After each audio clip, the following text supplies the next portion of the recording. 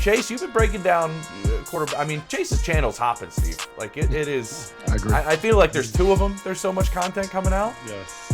Yeah. We wife is joining you now, so you got multiple. The wife, from the yeah, that thing did better than some of my quarterback breakdowns. I'm like, you need to go figure out my show more, dude. Let's go. Yeah, That's man. dope. We were just, hey, Chase, Steve and I were just talking before you jumped on. Steve was like, I remember being an NFL player and watching Chase at Mizzou and being like, this dude can sling it. Dude. That's how old we are, bro. That's how old we are. Like, that was 20 years ago. Yeah, what? Yeah. 2006 was my Yes, sophomore that's year. right. Man, it's just so dope, right? Obviously, you played 14 seasons at Mizzou, right? Super Bowl champ with the New Orleans Saints, and being able to work with you at NFL, when we worked together a little bit at NFL Network, and watching you play, man, it's just it's really cool for me that I get to sit and talk to a quarterback because I have like so many questions, right, about quarterback play process and all that stuff. Yes. But more than anything, I love it that it's a guy who's so qualified, that knows exactly where to go, how it looks, right, and then you're not attached to any team, so you can we could be open and honest, right, but not open and honest and talking about a specific player, but just talking about some of the things, the responsibilities, and the expectation that's sometimes so unrealistic that, it puts some players in a possible position. Yeah. I mean, here's what's crazy about going through and evaluating quarterbacks is that my lens from when I played to now has changed because everyone wants their guy to play right away. And there are, Steve, you know this, there are so many bad situations where these guys are rushed into situations where they're not equipped to handle it. The coaching staff is damn sure not equipped to handle it. They don't have the right players. They're in a bad organization. All these things in quarterback evaluation matter more than anything. Like, we're going to sit here and we're going to break down all these quarterbacks, right? And we're going to break down what we expect, what we see, what we do.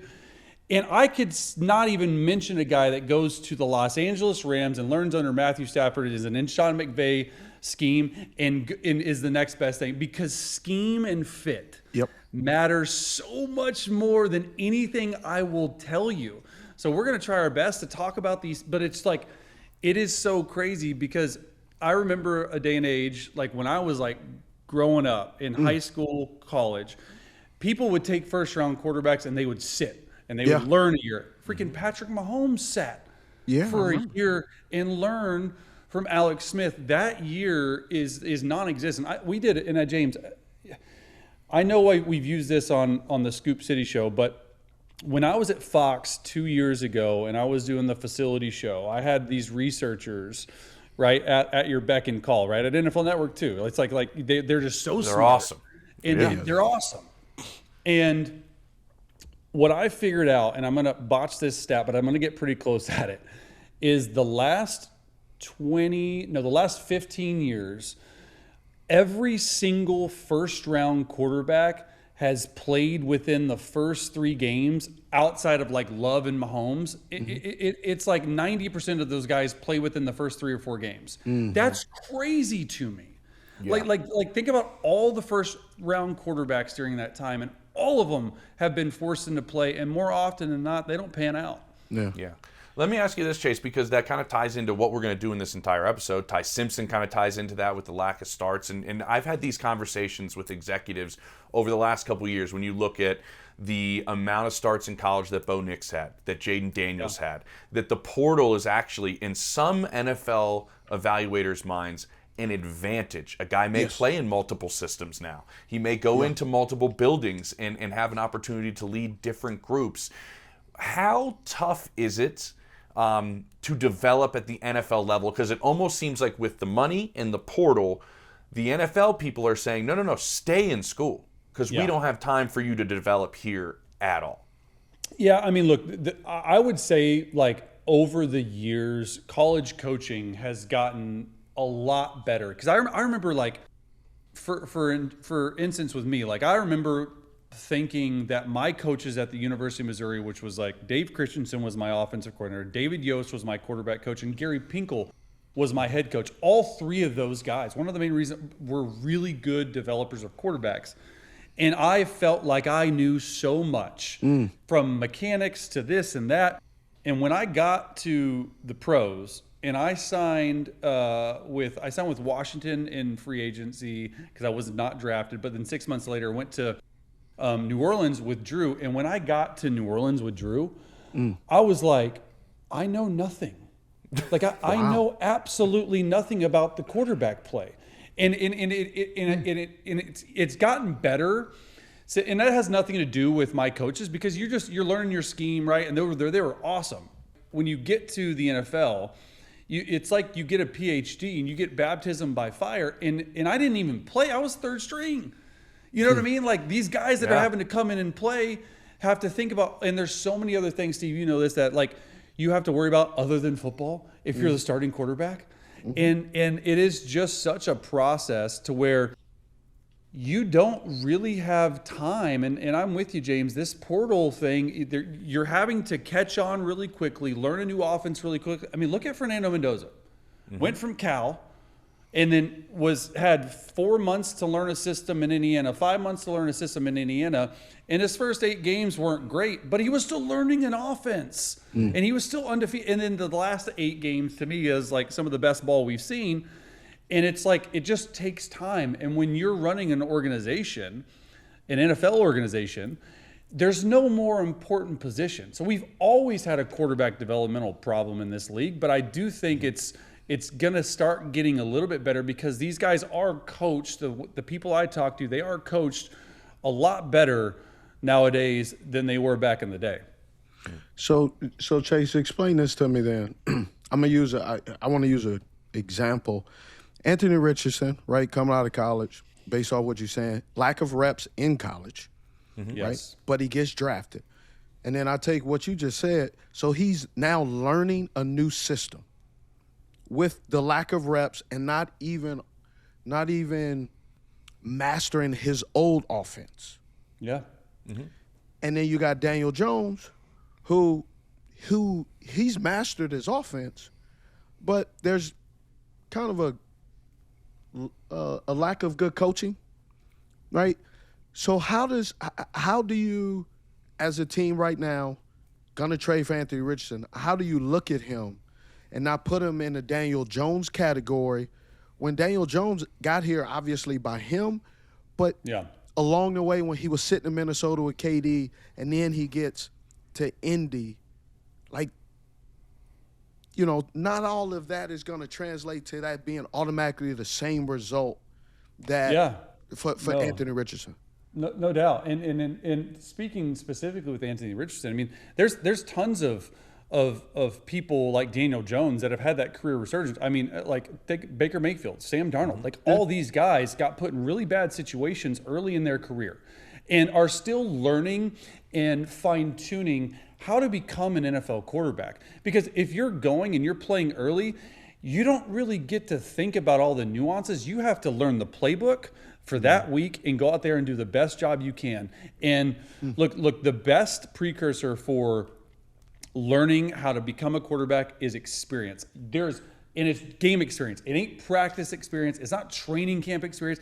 You have to have baptism by fire by playing the game of football. And that's why so many people are rushing these guys out because really it's the only way you can learn. Now, a lot of these guys, they have an off year and they go sit like Darnold with Shanahan in the 49ers. Yep. And then like Daniel Jones with KOC, like you said.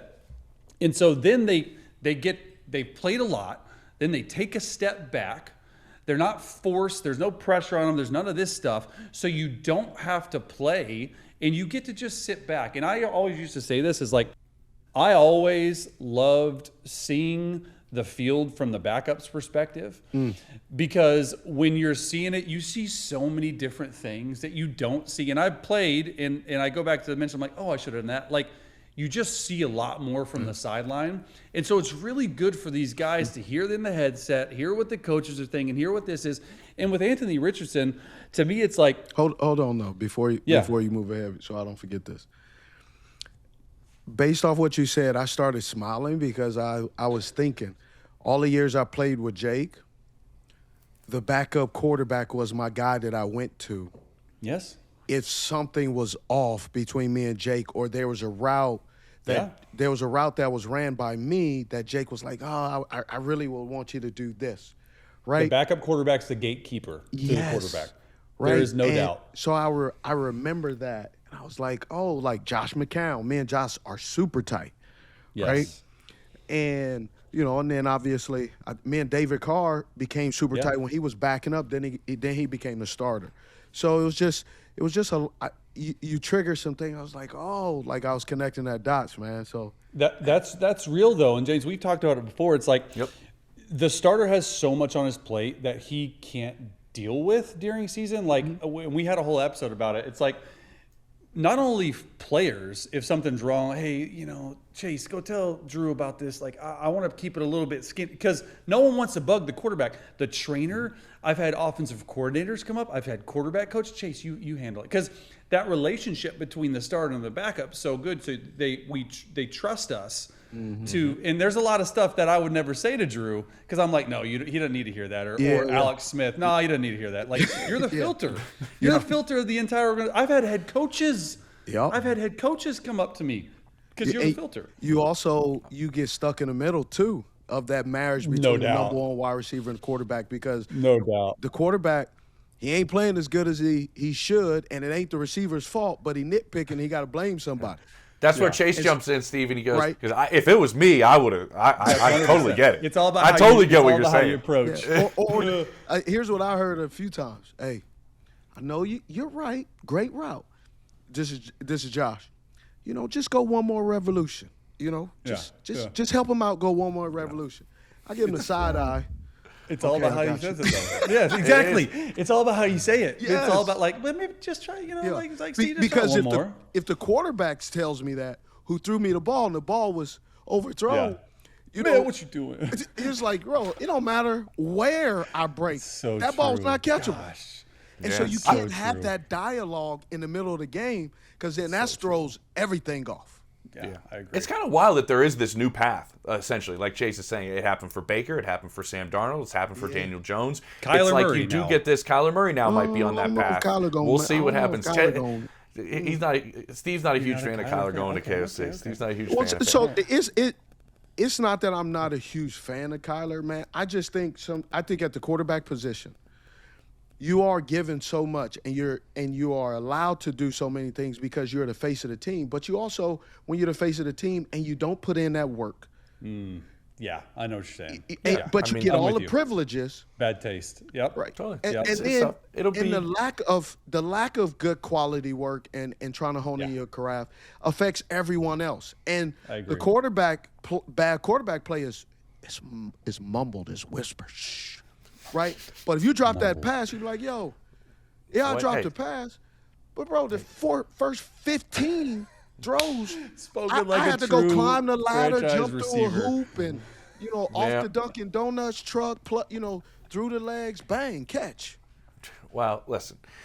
There's a different path for every quarterback. Let's get into kind of the draft side of things because, Steve, you're not going to stop with this. We have Chase here to break down these draft picks. And Chase wants to talk about, honestly. I just wanted to talk about I know you did. I know you did. And we could Chase is a busy man. We could do that for 3 hours if we can. We'll do another one. We'll do like a vent session, like a receiver venting session to a quarterback. Just going. I just want to, like, Steve could lay on a couch and just be like, these are the things that go through my head, and I just have to tell a quarterback this now that That's I'm funny. done playing. Like, let's do one of those. He was nodding Steve. his head too, like a great backup. He was like, "You're right, Steve." You're right, Steve. That's exactly Receiver's right, always Steve. The receiver's always right. Starting receiver, the number one receiver's always right Yes, too. always right. Always right. Always right. Now, Chase, you talk about baptism by fire, that you're going to have to play right away. We all are assuming, it's almost written in Sharpie, that Fernando Mendoza is going to be the number one overall pick, and he's going to Vegas right out of the gate. Yeah. I want to start with some comps that I have been told from talking to people around the league, and you tell me which ones are maybe accurate or a tick off in kind of him coming out, okay? There's been thrown around a little bit of a Sam Darnold to him, a little bit of a Matt Schaub, little bit of a Matt Ryan in this system. Putting that together with kind of, Matt's history with this system that Clint's going to run. Do you see any of these being there? And then another one I heard was a more athletic Brock Purdy. Possibly being a comp as well. I think Brock's a pretty good athlete, by the way. I'm going to say I feel like he's underrated as an athlete. Yeah. Great comps. This is just what I see. I don't see Sam Darnold because the ball doesn't jump off his arm like that. He's got a strong arm, but Darnold's arm talent, remember, like coming out was just amazing. Yeah. And Matt Schaub is interesting because he's a big son of a gun. I think Fernando Mendoza is more athletic than Matt Schaub. So my three, Matt Ryan was definitely number two in there for me. My three were Kirk Cousins, Matt Ryan, and a little bit of Jared Goff, like in the pocket. Not necessarily arm talent, because Goff's arm talent is like it's crazy. Still, like it's very good. The reason I say Kirk Cousins is because when you turn on Fernando Mendoza's film and you watch it from game one until, I don't know, they played like 30 games this year to the end of the season. He never really wowed, like one of those, like there's definitely some times, but not one throw was like, oh my gosh, that is just like, but everything is so perfect. Does that make sense? Steady. No, it does. I feel like, Chase, so there's this steady. aspect of the way guys have been coming out over the last couple of years are playmakers. This isn't a knock to Fernando Mendoza, but he doesn't have the playmaker, which is running around you. He just does the things that play quarterback correctly. Does that make sense?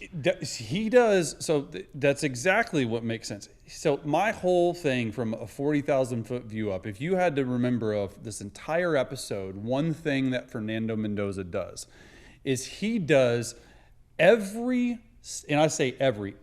single little thing that a quarterback can control right. He does that perfect almost every snap. That's why he's the most consistent. That's why he's going number one. He's the most pro-ready. It's not even close. He's been in multiple systems. Like, I'm talking like footwork. I'm talking about the biggest thing for me when I watch his film is his eyes are never, ever, ever in the wrong spot. And that is hard. This offense that I know this, I know the OC, like the guy, Chandler Whitmer, he's now at Tampa as a quarterback's coach, like for him. And he was their mate. Like, it's not an easy offense.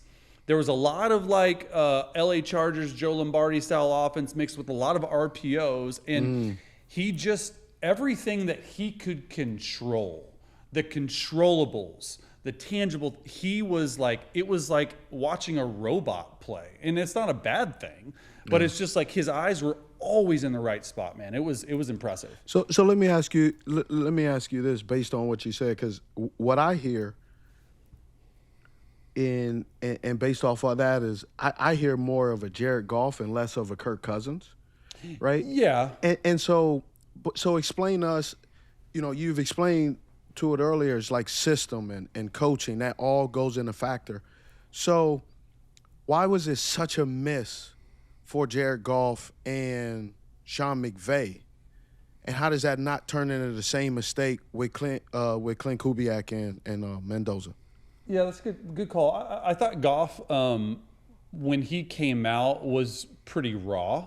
And I think that if you look at Goff's days with the Rams, it was really good. Now, not as good as his Detroit Lions days, because I thought early in his career, Goff, for me, was a little all over the place, and I would almost say like the system made him who he was, and the system made him better, right? You talk about system quarterbacks. Well, I want you to be a system quarterback, but I thought in this instance with Goff, like got him to the Super Bowl, and then Sean and McVay was like, not good enough. Let's trade you. Matthew Stafford, come in. Let's win a Super Bowl. And now Goff, to me, is just taking the game to another level. Like he's really progressing to a full-on. It took something remarkable in the league. Yeah.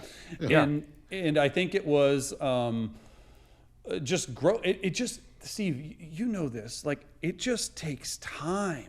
But they don't give these guys time and experience to get good, and that's what I'm saying. They don't give them that time.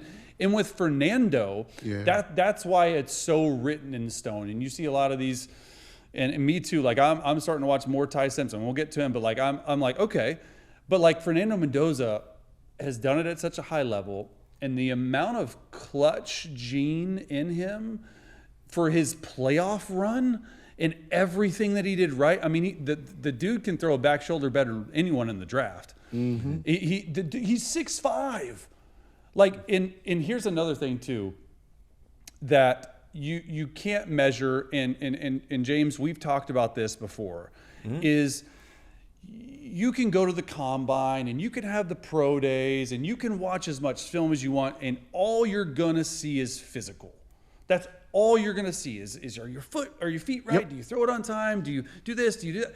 What's not talked about enough, and why I do think there's a lot of misses on first-round quarterbacks, is the emotional side, the intangible side, and everything that I've heard, read, talked to the player, talked to coaches about Fernando Mendoza. Just watch his interviews. Is the intangibles are there. The leadership. He's true to himself. He's not fake. He's that type of guy. He's a leader he's all the things that you want in that quarterback, and it already shines through. Yeah. And so the Raiders are getting that guy. Now there's definitely some things he has to work on in his game, but I think that's why it's the overwhelming number one. It's less that he has to work on, and and there's more enhancement of a lot of things that he does exceptionally well. It's almost like he's coming in, Chase, like he's more mentally tough than most guys that come out. He's more physically tough than most guys come out. The adversity he's been through. No, it's not. It's just an advantage for him because he's going to get the snot kicked out of him early on. Let's be honest. It's not the greatest offensive line. And that's what happens to quarterbacks early. Chase can say it. Like, it's one of the things people fear. I do think he has traits to be able to go out there and play week one because of some of these intangibles Chase is talking about. And I want to tie this into, I had this conversation with John Spytek at the Combine, Chase, just about quarterback evaluations and how he sees it and Clint sees it, and the two of them together in terms of all the things that matter so much to them that are not throwing the football, that are not taking a snap, that are essentially all the intangibles that we're talking about. And he mentioned, I've been with Tom for 5-6 years. No doubt. I feel like it's, in that conversation with Spytek, was Brady's looking for Brady, and that's kind of Fernando. Like that's I'm not making him Tom Brady. Don't everybody say that, but you know what I mean. But you're the just saying stylistic somebody that knows of what it he's doing. You're talking about a quarterback that reminds him of himself. Of he knows how to process. He also has an arm strength. His mechanics aren't as bad as all the other guys. The release, the accuracy, pocket awareness, and then. And then the most important part, the clutch production. I think that, to both of your point, I think that, and I've heard it, I don't know if it's true, but I think that Brady sees himself in Mendoza. And I think because of that, that's why it's the overwhelming number one. Like one of the main reasons. Okay, what's the issue with Fernando? That's asking around. I asked some OCs, asked some evaluators. Hey, what do you like? What do you like? And I do think teams are pretty honest because they know they're not picking him, so they're not really hiding much. They know he's going to the Raiders, and so this is nobody from the Raiders with these opinions. They're usually the team you don't ask. It's the best ever. Yeah, exactly. And so it is. You didn't see a ton of throws between the numbers. You mentioned the back shoulder. Outstanding, but a lot of reliance on the back shoulder throws, the RPO game outside. what part needs to be improved at the NFL game? The under center stuff. I know he only took 3% of his snaps under center this year. I mean, that's something that needs to change. But was it middle of the field? Was it? What do you see that needs to go that he didn't do pro wise? It's a great call. I have four. Like, I guess, weaknesses or things that probably need to work on. Number one is the lack of style of pro offense that Indiana ran. A lot of RPOs, a lot of out breaking routes, which, I mean, like, you know, there is a lot of like field out routes, and, you know, your hashes are wider in college, and it's like, that's a pretty throw. You know, he's like always on time.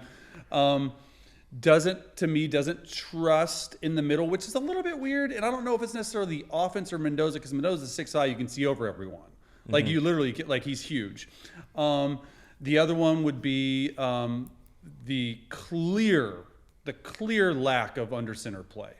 Because if I'm envisioning a Clint Kubiak scheme, it is 50%, 45, 40% under center, play action style, movement shots, stuff like that. I think that's probably the biggest thing for me with the fit for the Raiders is, like, how does that marry? How quickly are you able to get a feel for under center? I remember doing it. I was in the shotgun 100% of the time. 100? I never took a snap under center. Zero. In my. There's zero, bro. Wow. We're at the 1 yard line. We're in 5 wide quarterback throw. Like, that's I love that. Like 0%. And I remember 5 wide from the 1. Oh, dude, yeah. We call it pig right and pig left. Just, Chase, go take your 230-pound body and go try to run over some people. I never, when I went to the next level, it was hard, man. Like, the footwork is so different. It's just so different than the shotgun. And you're turning your back. People think it's like some weird, like, you're turning your back to the defense on play fakes. Like, how quickly can you snap your head around and get your, like, there's a lot that goes into that. Like, it's a lot. The other one is, the third one, he plays in, at times, a little bit of slow motion.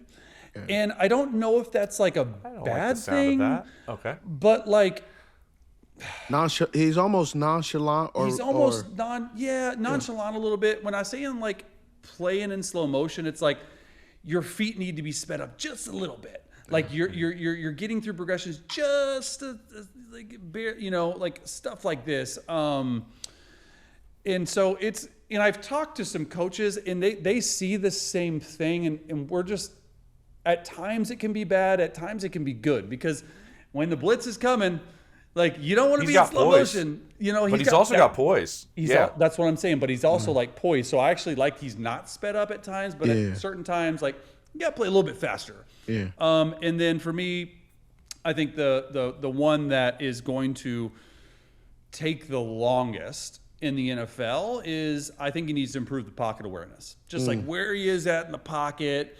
A lot of times you see him stepping up into step 3 inches to the right, step at 3. And this is just nitpicking, right? But I would say, like, the feel of the pocket, he can see over people, so he doesn't necessarily matter. But at the next level, that's going to matter a lot. Does that tie into, Chase, of when I talk to some people, it's like when he's moved off his initial launch point and he's got to move in that his accuracy changes a little bit. Like, it changes. One of those little things. Yeah, he's extremely accurate, but when you are having to move, and maybe it's just because I was with, like, in my opinion, one of the best pocket movers by an inch or two in Drew Brees that I've ever seen. Like, just barely enough, and just like, how did you see, like, and so that's probably what I see when I watch film. But I would say, like, when he's moved off the spot, his eyes go down, and he watches the rush at times. Not a lot, but, like, at times, right? So you don't want to be a rush watcher. Which makes you slow, which throws you off and makes you slow down. Which makes you in slow motion. And so it all is, like, tied together. Steve, you got anything else on Fernando? You want to go to Ty Simpson? What would you say? What would you say is mechanic? With some of that is footwork, is mechanics. How would those coaches work on that in OTAs? You know, after he's drafted, OTAs and in training camp to get him ready for the season. Yeah, that's a great call. I've talked to Fernando over text, and I've talked to people around him. like the second the season ended at Indiana, you were spending no time in shotgun training. You were every single snap you were under center. Like from now until draft, from OTAs, when Kubiak gets you in, it's like if we got 10 plays in the period, bro, 7 you're under center. Like 8 you're under center. And I think it's just you have to get them comfortable. And I'm going to be interested to see though, because when Kubiak gets them in and they start going through OTAs and they get an extra week or 2 weeks or whatever it is now with the NFL because you have a new coach, how much they're going to drill the under center, and then how much from the time in OTAs to now training camp where you're installing your offense for the season, how much is that going to change? Are we going to go to pistol maybe on 10% of these? Yeah. Are we going to go like I'm very interested to see how quickly he can pick it up. Because he has to you got to put him in some familiar formations. No doubt, especially as a rookie. So he can flash some of those things that got him drafted. No doubt. Yeah. And I do think there's going to be a heavy RPO in that offense. I think that's what they're going to do. I think that's going to be if that was 5% of their run game, I think that it's going to be now 15% of that run game. Yeah, okay. Like RPO, okay, here's a way to throw a quick game out of gun, but also just I do think that's probably going to be a little bit of the case. Yeah, and this system is flexible enough to mold it a little bit to what he does. I mean, it's definitely, Clint has that ability. I know everybody's saying, like, he's going into Clint Kubiak's system. It's like, whoa, he has the ability, Clint, to mold some of this to his strengths. People don't realize this offense, because I was with Gary, his dad. Yeah, you did. In Baltimore. So I had to learn it, and then I was with Jeff Davidson / Dan Henney. So Ole Reed Circle, some of that stuff, and then with Chud, we had pure numbers, 87, 495, and all that stuff, right?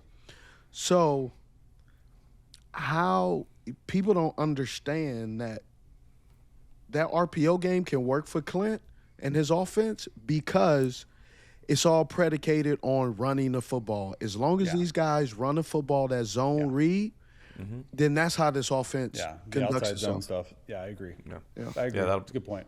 That'll be huge. I also think they do get. I wonder if this is going to be a bit, Chase, one of those like Caleb was a couple of years ago, where him and the Bears actually started all of this like at the combine. Like it wasn't like an interview process. It was like, we want you to start working on this. Like you start working on that. That's happening. It's happening, right? So like it's almost like a little, when it's a surefire selection, you get a little extra jump, man. The playbook has been slithered over there to make sure he can start getting a little bit. Before we move on, I know his OC, I think, reached out to you about what he wants to do in terms of training. How did that go down, Chase, in terms of what Fernando wanted to do in terms of how he wants to work? Hey, if you're like me, you are desensitized to all the dozens of notifications that come on your phone. But listen, when you're 30,000 feet up in the air, or you're sitting in studio in Los Angeles, or wherever this great game allows me to go, Simply Safe isn't just a notification app. It is also 24-hour agents that will not just detour, but also prevent break-ins. The traditional security systems only act after someone has already broken in. But Simply Safe, why I love Simply Safe, is active guard outdoor protection can help prevent break-ins before they happen. No long-term contracts, anti-theft guaranteed. I'm not the only one. It's just us and over 4 million other people with 20 years of experience in home security. Best home security system of 2026. Act now. My listeners can get 50% off their new Simply Safe system at simplysafe.com/89show. That's simplysafe.com/89show. There's no safe like Simply Safe. Yeah, so Chandler Whitmer, who was his quarterback coach OC at Indiana, co-offense or passing coordinator, whatever. Chandler was, so we go way back. Do you guys remember the Elite 11? It's still going on. I coached Chandler Whitmer in the Elite 11. I was one of the coaches for the Elite 11. I'm old. I am. So I was a counselor. So Chandler's been Camp texting me since he counselor. was camp counselor. Go out there, show these kids how to throw the football, Chase. Anyway, from junior year in high school, he's had my number. So funny enough about it, he plays. I think he played at Illinois or I don't know. He played football at the college level. Was a good quarterback. Decided to go into coaching, and then my first year with the Chargers, he was brought on as quality control, and he spent all of his time in the quarterback room. And then the next year, so I was in meetings with him. It's like crazy. I'm meetings with him, and then the next year he was like assistant quarterback coach or something, and then he went to the Falcons, and then he's been everywhere. Anyway, so we have a good rapport, and I learned how to be a NFL quarterback from Drew Brees, and so my preparation process, what you're talking about, James, was learned from Drew Brees. Here's what you do on a Monday. Here's what you do on a Tuesday. Here's what you do on a Wednesday, Thursday, Friday, Saturday, in terms of just mentally the prep list, right? We're watching first and second down on Tuesday because we want to stay all this stuff. That's a whole day ahead always, right? Yeah, day ahead always. And so Chandler saw that at work because Justin took sort of over. I brought that sort of because I was like, this looks pretty good, and Justin is like on that preparation train of exactly how Breeze did it and so forth and so on. So Chandler called me before the season. He's like, hey, let's spend an hour on the phone. I want to get everything that you do. I was like, yeah, sure. So I was, and then I didn't hear from them again. They go and we had been texting back and forth during the championship run, me and Chandler, and I saw this clip on the triple option show with Urban Meyer and Mark Ingram, and I was like, oh, that's really cool. Someone like tagged me in it, and it was sure enough, it was Fernando Mendoza talking to Mark Ingram about how my preparation process, or Fernando's preparation process, came from Drew Brees, and then it went to Chase Daniel, and then Chase Daniel gave it to Chandler Whitmer, and then Chandler Whitmer gave it to me, and it was like literally. Dope. It was literally the exact same process as I have. And so, over that, Fernando and I have reached out to one another and talked and stuff like that. But it's, the day after, I'm pretty sure it was a day or 2 days after the national championship, Fernando starts following me on Instagram because I was putting out Mendoza stuff, and then DMs me is like, hey man, like really love the content, but more importantly, like, thank you so much for the preparation process. Here's my number. Let's connect. I'm like, dude, that is like that's like cool. Yeah. Like, you don't have to do that, but so that was you deserve a ring, Chase. Essentially, what you're saying, you deserve a ring, Chase. I need a ring because you did the preparation. So I'm sitting here, hearing all of this, and just the thing that goes through my mind is like, damn, that's awesome for Mendoza. Yeah, and that's awesome for all the people that it has tentacles to assist them. But damn, bro, all the dudes who don't have this preparation, they in trouble. I know. That's what I'm saying. Like, reach out to Chase. A course for it. Whew. Yeah. You should. Well, you heard the Caleb Williams stuff, what was it, 2 years ago? It was like, I don't know how to watch film. Like, bro, what? Yes, you do. Like, come on. It's unbelievable the amount of guys that don't know how to watch film. Yeah. Okay. All right, Ty Simpson, Chase. Yeah. This is a little bit. This is very different than Fernando Mendoza. What you hear is he did a lot of under center, turning his back to the defense. A lot of pro concepts in terms of there were NFL throws on Sunday going. These are NFL throws. Like these are legit. Now the problem is there weren't a whole lot of them. We don't have a large sample size. The first question with Ty Simpson I have for you is, what matters more, the tape or the amount of tape, if that makes sense? Because he's doing NFL things on the tape that you do have of him. There's just not a lot of it. Quality over quantity. Quality over quantity for me. Okay. I mean, like that. Like, look, of course you want your guy to have a lot of starts, but you can't control that. You know, the starts are just giving you confirmation, I would think, in the draft process. Yes. The starts are giving you confirmation. They're making you feel more comfortable. I love Ty Simpson. Like I'm bullish on Ty Simpson. Why? I just think that, James hit it. He should be a quarterback guru himself because it's exactly what I was going to say. When you watch him, hear that, Steve? the amount of wow throws that I see, it's a lot. And I'm like, NFL throw. Like I literally, I just did a 9-play breakdown. It'll be up on my YouTube at some point. I don't know whenever, of Ty Simpson. And there was 14 to 15 throws in just the Tennessee game that I could have put on that YouTube video. And so I say this and like, that are all NFL throws? That's what you're saying? Those are all NFL throws? Yeah, that's what it is. Yeah. Yep. And here's my thing about Ty. It's like, he's a little bit undersized. He doesn't have like a crazy strong arm. He's not 6'5". And I group, you have to, because the film is like drastically different. Like I group the first 8.5-ish games up to really Mizzou when he got hurt, and even into Tennessee. So maybe the first 8 games. The film, and you can check my Twitter. I promise you, I said something about his film when it was happening, like because I watched him during the season. He was the best player in the country. Like it was bar none on every part of the game, offense, defense, and this is SEC football. These are not like he played. The last 4 games before he got hurt were against top 15 teams. He was the best player on the field. He was the best player in the country. And he willed Alabama to victory in a lot of those. And then when he got hurt and all this stuff, gastritis, all this stuff, like his play went down. And the footwork got really, really bad. And that offensive line was really, really bad.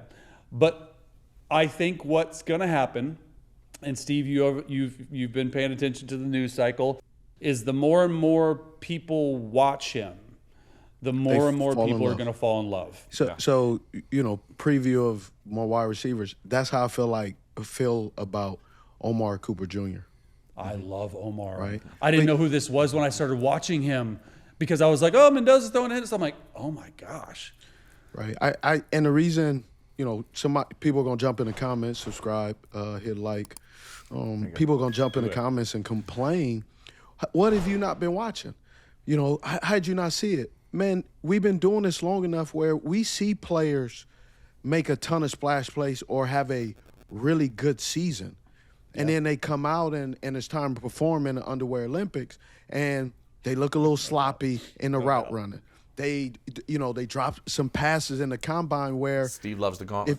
If you are dropping passes and running sloppy routes at the combine, it's no defenders, it's well air conditioned, right? Beautiful building. It is. Nice and blue. You supposed to. It's like a date, a first date. Yeah. You giving me your best perfume or cologne, your best outfit, your best makeup, and your best attitude. Yeah. And a lot of guys screw that up. A lot of guys screwed up. And Ty was one of those guys that took advantage of the combine, specifically in the meetings. I heard he blew the meetings away in terms of sitting down with teams. And that's where Steve's saying with this process as it goes, like, all right, well, I just loved the meeting we had with him. Maybe we should go watch X, Y, and Z again. Like, maybe we should go look at something again because this meeting stood out. I'm telling you, him James, on the board stood out. He's going to go a lot higher than a lot of people think. Like, he's going to go a lot higher than a lot of people think. I've had offensive coordinators of quarterback-needy teams reach out to me to talk. Like, if people are reaching out to random people like me to You're like, not random, But you're not Chase. random. Breaking all of this down. but I'm just You're not saying, like, I hear what let's just say they're doing their hold homework. On, Chase. Bro. Hold on. Yeah, this happens with Steve all the time. I hear what you're saying, Chase, but I also want to acknowledge, and you need to take this compliment and hold on to it, is because of your knowledge of the game, you're still around it, and your ability to study it, and be. Well, I appreciate that. And be biased and unbiased based on a lot of information that we get. And that's the thing that fans don't understand, and that's why you do such a great job with the quarterbacks. Is you know how the sausage is made, and yet you still eating it, Yeah, that's facts. Love that. Breakfast sausage this morning. Yeah, it's good. You're still eating it. Listen, Chase, I think you are spot on. When I talk to people, there was also a thing, like, I think he got sick the second half of the year. He lost like a lot of weight, actually. He was down to like 189 or something, right? And what was his measurement at the combine? I don't know what it got to, but it wasn't great. Yeah, there was a lot of things. No run game. It was all these things that played a part. So, what's lacking in a sense? When people do look at him, you see that first 8 that you love, and you see the second half that we know a lot of different things are going on. But when things maybe don't go right in the pocket, what are you seeing that goes, okay, well, these are great. These are pro-level type throws, things. These things are one of the things that are holding him back because maybe Team X doesn't know if he can do blank. The one thing I saw in the last 6 games or so, and the most important games, was happy feet. And teams hate that. Happy feet in the pocket, you're getting back there, and you're just a little bit scared's not the right word, but a little bit antsy. You're not seeing it right.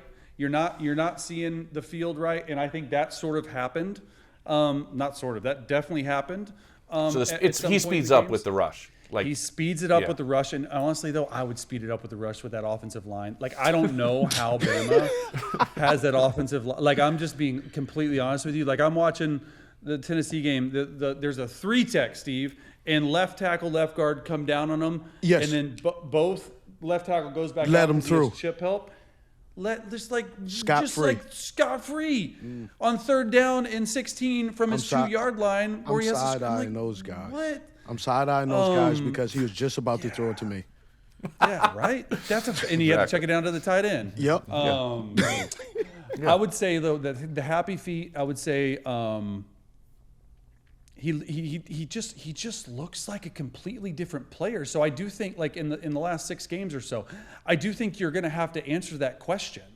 Like, is it just because you were sick, right? Like, that's the first question I will ask if I'm in these meetings, is like, what changed? Mm-hmm. Like, which tie are we getting? And so I think that is the issue with some of these teams. Like, well, how high do we want to go? Right? He'll be a first rounder. There's no doubt in my mind. But I think that's probably the one massive area where I'm like, didn't look great. Do you feel like the further, though, he goes in the first round might be the better? Because that's usually a better team. Everybody says the Rams, right, and sit. But if you're looking at some of those teams, like, he might fall into like a, hey, we kind of like this guy. We're pretty set roster-wise. Yeah. I think we should take a flyer. That's why everybody brings up the Rams, where it's like, this could be a quarterback incubator that he could fall into. He's going to be most likely in a very different situation than Fernando Mendoza is from a standpoint of probably where he kind of lands. I think that the Jets could be the worst possible situation for him because he's going to play right away. Gosh. I don't think they're ready yet. I think they're a year off from a quarterback. I don't think they should draft him. Although they might there's like 70 next year that I think the Jets are planning to pick from. 3 first-round picks next year. So let's just say, hypothetically, the Jets do pick him, right? Because they have that. Play Geno. Right? Play Geno. Do you and yes. And while Geno's playing, you don't expect Geno not to be Geno. You accept Geno when you pay Geno to come here. To be Geno. Yeah. And here's what I think. So, like, that's a great point, because that's what I was going to say. So, like, some of these teams that you would sit, right? I think he follows if he does go to one of these teams like Jets, Cardinals, I think really like him. Cardinals would love him at the top of the second if they could. Yeah, but there's no way. I don't think he's going to be there, though. There's zero chance. Like, we're talking about a top 18 draft pick, in my opinion. Okay. Like top Let me 15. make this point then, because I know Mike LaFleur thinks this way. He told me at the Combine. If you love somebody, just pick him. It doesn't matter. He was using Bo Nix as an example. I'm not saying he's picking him at 3. They're not picking him at 3. They're not picking him at 3. No. But that would be a good spot. That would be a great spot. That would be a good spot. That would be a good spot. Here's my deal on to Steve's point, because it was a good one. I see him following the Jacoby Brissett, Drake May path, where Jacoby, if he went to a team like that, Jacoby played like, I think 4. They just had a bad. They had a bad games. offensive coordinator. They had a bad OC, but then Drake played and started. So that would be, but the other teams for me is like yeah, Rams. But we've been saying the Rams for a while, just because it's the fit is there. The fit is there. He's played under center. He's played in an NFL style offense. The other two for me, which I would not be surprised. I would not be surprised that would do a ton of homework on them, is the Vikings and the Steelers. I would not be surprised if the Vikings with KOC handle and figure it out. Like they are in gotta have it mode. Not sure what's going to happen with Kyler. Aaron Rodgers, Steelers playing 1 year. But that's why they brought Mike in, right, Chase? Like, you got to find the next Imagine McCarthy with Ty Simpson. It's a great fit. It's a great fit. But does he fall with KOC and Minnesota? Do they actually have the infrastructure that is not gonna be, if Kyler doesn't work out, or JJ, when you're rotating between those guys this season, that you don't play Ty and all of a sudden that's the reason why you get fired? No. Here's my thing. Here's my take on the whole KOC Kyler situation. The second that Kyler signed with KOC, in my opinion, JJ's done there. They're not giving JJ a chance to win it. It would surprise me very much so. You don't sign there to be a backup to JJ McCarthy. I think JJ McCarthy's days with the Vikings are done. Yeah. I do. And so that's why I think you have to entertain. That's why I think you have to entertain Ty Simpson. Like I just, you're not sure what Kyler's going to do. It's a 1-year deal, $1.3 million. I just think if Ty can go to KOC, and there's a lot of things that can happen, but with that offense, like, come on, man. There's a lot of answers. A lot of answers. There are a lot of answers. All right. Do you have anybody? Let's go rapid fire here with some of these guys that are out there, because talking about somebody that crushes meetings, obviously Garrett Nussmeier has been training to sit down with teams since he was in 8th grade, I was told. And let's just kind of go through maybe a nugget on each one of these guys that are also out there, because these are going to be like day 2, day 3 picks for some of these guys that are out there. Three. Yeah, mostly day 3s. Yeah. One of these guys would love to be a day 2. What about Garrett Nussmeier? It's an interesting guy. I like watching him on film. Here's my thing about Garrett. You'll see a play that you're like, dang, like that was awesome. And then you'll see a play like, oh my God, what? It was sort of like we take some chances now. Yeah, we take some chances. Here's what surprises me enough. And here's what surprises me. He does, for how big, he's big, he doesn't have a really strong arm. He doesn't have one of those NFL arms that make you go, wow, right? Okay. And then, but the intangibles off the chart. Like, you want a kid that can fit into anything in any situation. We'll need some help around him, but I like him. I think he's quarterback 4. Okay, quarterback 4. All right. 4-ish. Who do you have? Who's 3-ish? Is it Carson Beck? Is it Drew Allar? Is it who you got 3? I like Drew Allar.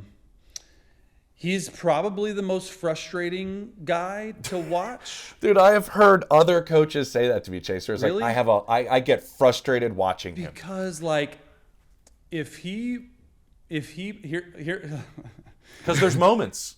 If he played if he had a Ty Simpson type of year, where you're like, he would be the number 1 overall pick. He would be the number 1 overall pick, because physically it is like, oh my gosh. But it just seems like something's missing. And that missing part is what teams see. So I do think, I wouldn't be surprised, bottom 3rd, top middle 4th, where you take a guy knowing he's going to be the backup. He has a year or 2 to sit and learn, and then it wouldn't surprise me if he's with a good coach. I could see that, him being a guy that could potentially play down the road. But it's a frustrating watch. Yeah. Hey, so I got one for you, Diego Pavia. Tell me, what do you think about his game? Chase's face was a little bit of a tell there, Steve. Competitor. Chase, being a guy that lives in San Diego, it looked like you went to the wrong restaurant. What you ordered What you Yeah. wanted, and what Isn't what I got. and what came, you were like, Look, Diego. So, is he going to get drafted? I don't know. Look, here's the thing about Diego. Like, he was a Heisman finalist. Like, you watch the film and it's like, he took freaking Vanderbilt, dude. yeah. Like, he took Vanderbilt, and I think that matters. Here's my thing.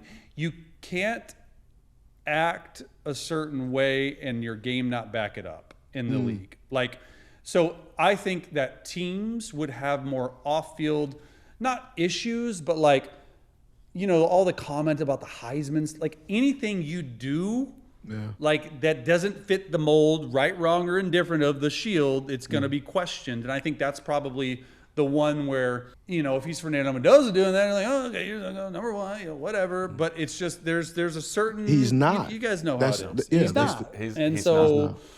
it's I don't think he's backup at best. Okay. How about Taylen Green? Oh, I like him. I'm just an interesting like cat.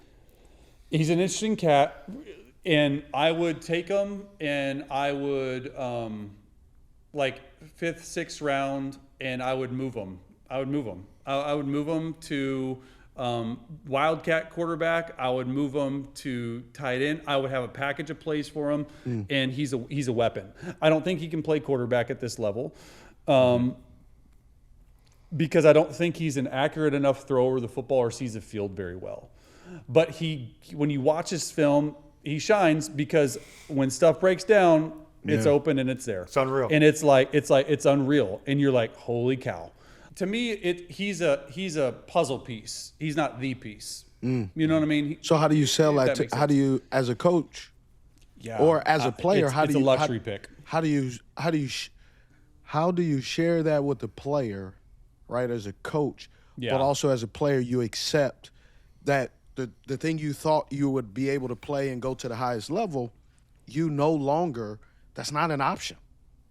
Yeah. That's and you got to be honest with the kid. Point, and I'm not saying like you can't like do it. Like, bro, like draft him. Here's what I would envision him at. It's not like he can't throw the freaking football. Yeah, I'm not saying that, but he just won't be throwing the football as much as he thinks. Yeah, do you sit there and go like, hey, we're going to work on this stuff. We hope you get better, but this is how we see you right now. Is helping our team this way. I see a Taysom Hill type role. Okay. For him. Like, I do think he could carry the ball 6-7 times a game. I do think he can catch the ball, and I do think that, like, when Taysom's in, I think he's about the same type of thrower as Taysom. Exciting. Yeah. I just know over the last couple of years they've changed, you know, some positions and some guys. I know, you know, it's a bad comparison, but Lamar Jackson. Lamar's like, no, I'm going to be a quarterback, and he should. He was outstanding. But, you know, back when we were both older, right, you know, back then the guy I knew was Randall L. Right? Yeah, and he switched completely. Like, it was no – they utilized him for football, you know. Terrell Pryor was a 1,000-yard receiver, Steve. Yeah, as an option, but he was a hella receiver and became a good receiver and such a good receiver. That's why he's everywhere he's been, his receivers have thrived too under his coaching. Yes. Great coach. Great coach. Yeah. Great coach. Yeah, Great I like coach. that. Chase, before you go, appreciate all the time. How many times a day do you think about what you could have left college with NIL-wise if you played today? How many times a day does that pop into your mind? Right now, it's the first time. So thank you for that. I'm just thinking about your college game, and you were like probably the 4,300. prototypical just monster arm. Great player. Would have been fun. What do you think you would have gotten today? I mean, in today's money, I mean, SEC starters are making in a transfer portal are making upwards of $5 to $6 million. So I'm going to put my floor at 4 and my ceiling at 6, somewhere in between there. I'll be 2.5. Nice. Would have been real nice. Oh man, Chase is outside. I went undrafted. I went undrafted in my contract. I thought I was so rich, which I mean it was compared to like the norm. But I think I made $180,000 my rookie year. I think that was league minimum. Something. So it was like maybe 200. And I was like, oh my gosh, this is amazing. $12 million over 2 years instead in college. God.